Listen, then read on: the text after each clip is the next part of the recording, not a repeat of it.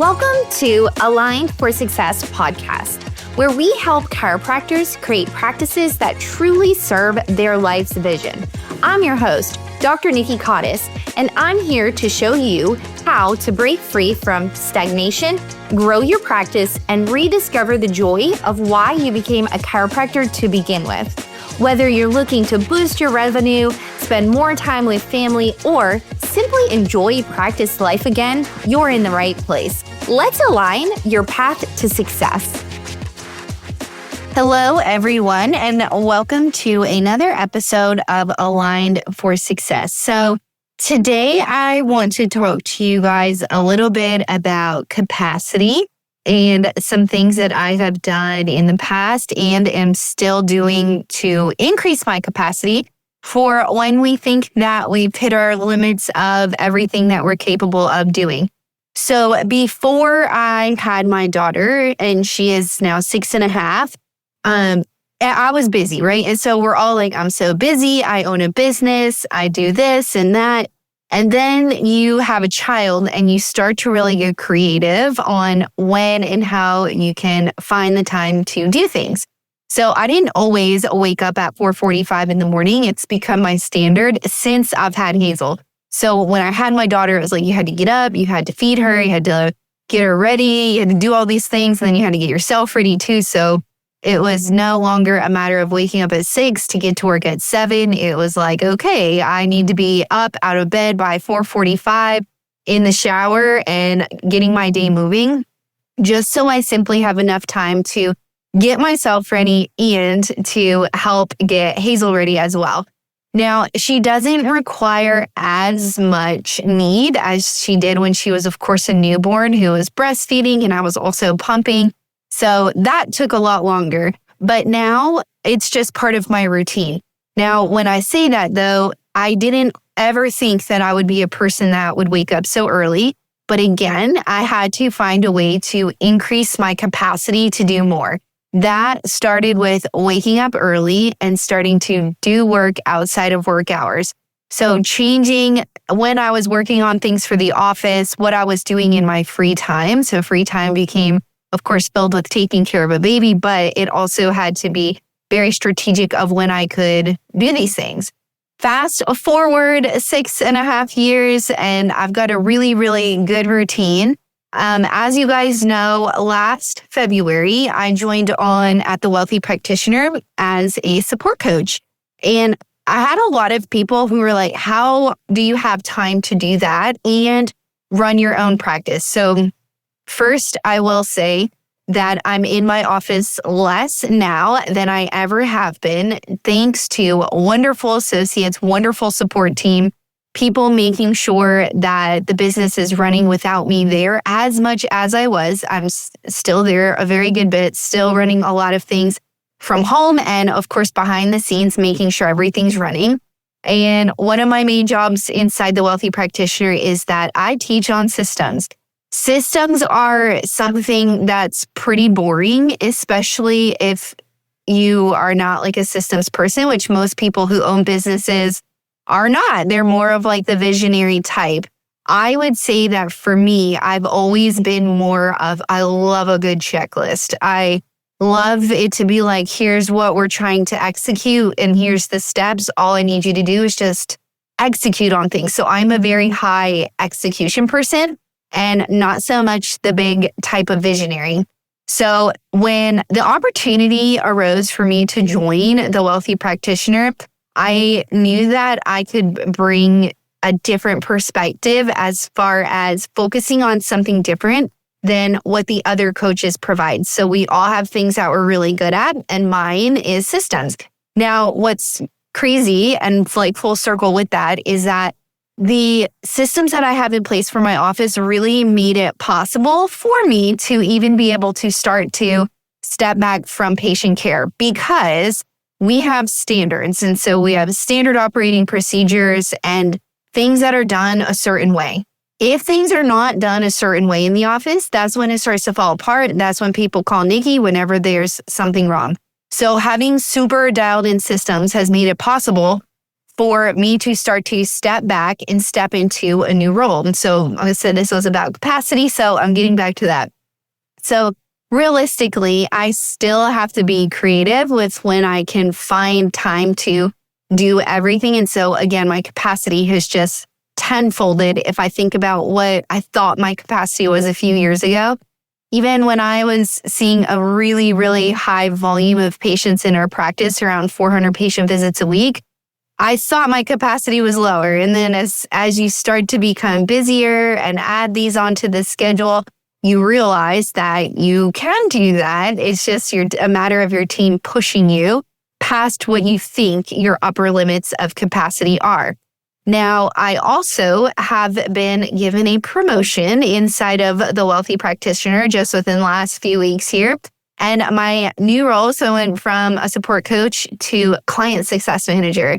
And it's really exciting for me. And I just knew that I was in a position in my personal and my professional life where I could really dedicate more time to just helping the Wealthy Practitioner grow. And so a lot of my key job responsibilities will be making sure that any of the clients inside of the Wealthy Practitioner, basically that you guys are happy, that you're well taken care of, that we make sure that all of your needs are met, working on the client journey throughout your time within the Wealthy Practitioner, helping come up with some new content ideas for that, and just making sure we know everything that we need to know about all of our clients. So I'm super, super excited. And again, this is also a test to what my capacity limits are. Now, there have definitely been times of feeling of just slight overwhelm, but that's with anything that's new, right? We're figuring out a new cadence, figuring out a new routine. And once we have that figured out, everything truly starts to flow and becomes so much easier. So anytime that I start to feel overwhelmed, I'm just going to give you guys a couple of tips of what I do to pull myself out of it. Number one, I always remember that overwhelm is temporary. And so I can look at my schedule at the office, look at a coaching schedule and think, oh my gosh, I have such a busy schedule today. And it's back to back. And what if I fall behind? And oh my gosh, if I screw up one thing, my whole day is ruined. Well, that's literally never happened. So just reminding myself of best case scenarios versus worst. So stop thinking about all the things that could go wrong and just think, I always get through this and I always am able to figure stuff out. I had a doctor out this week who had a wife who had surgery.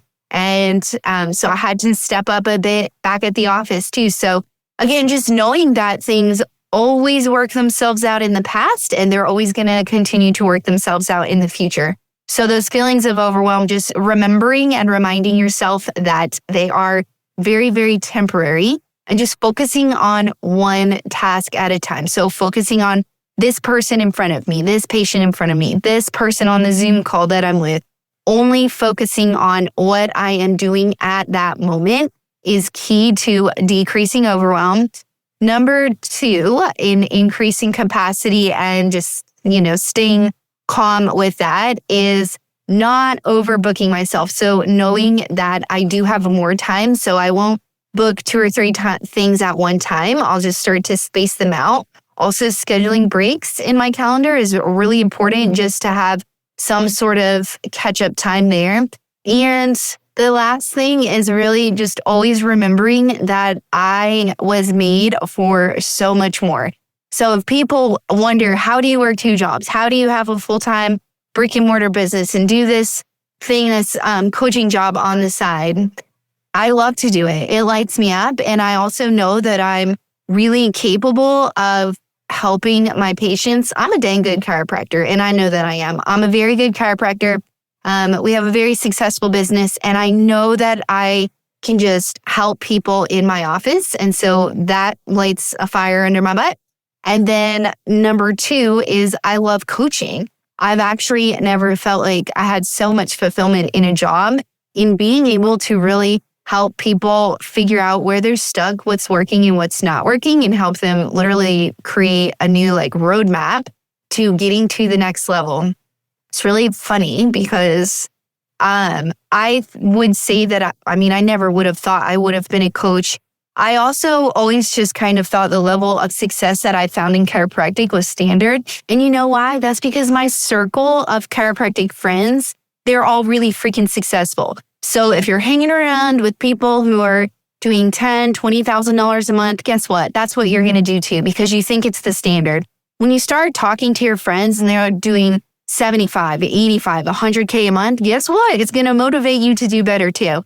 So I always really just thought that what I did was standard until I started realizing that I did have something really special in my office and that my systems also made my office very special too.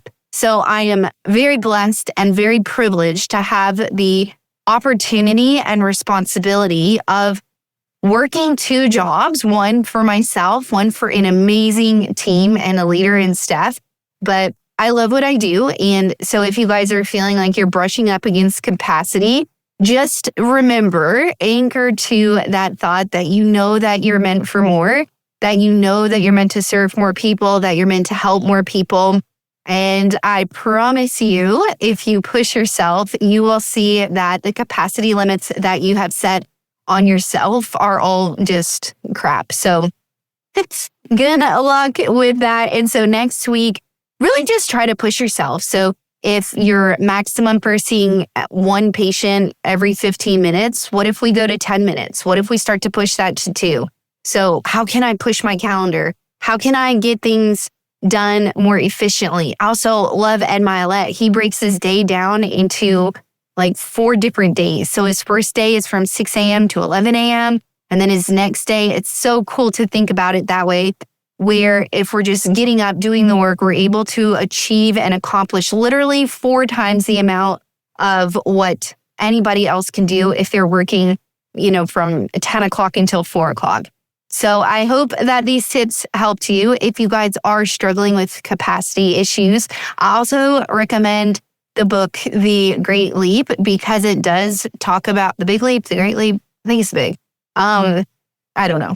I'll figure it out. But it really talks about upper limit capacity. And so that one doesn't just have to do with money upper limits, like our limiting beliefs about, it goes really in detail to beyond our limiting beliefs about money. Like if you're stuck at a revenue point, it really helps with that.